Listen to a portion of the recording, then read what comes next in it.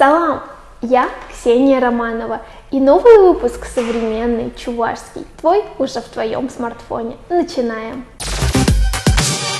В этом году у школьников и студентов были особенно длинные каникулы, но все когда-нибудь заканчивается, и ребятам все же пришлось выйти на учебу.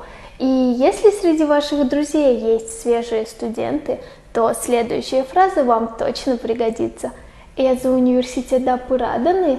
«Эза университета пыраданы?» Ты идешь в университет?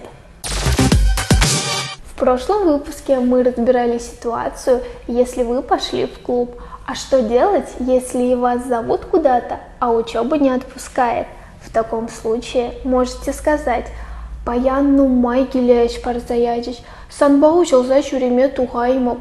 «Паян нумай гилеш парзаядиш, санба учился чуриме тухаймоп».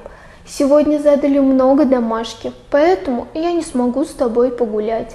Впрочем, воспользоваться фразой можно даже если нет никакой домашки и просто хочется поваляться дома. Для многих начало осени – это не только учеба и первые нотки осенней депрессии, а еще и сбор урожая, в особенности картошки.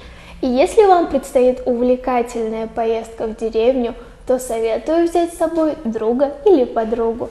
Тем более, что сделать это очень просто. Адя манбада шарми галарма каятпар. Адя манбада шарми галарма каятпар. Поехали ко мне копать картошку. Предложение, конечно, сомнительное, но я уверена, у вас все получится. На сегодня это все.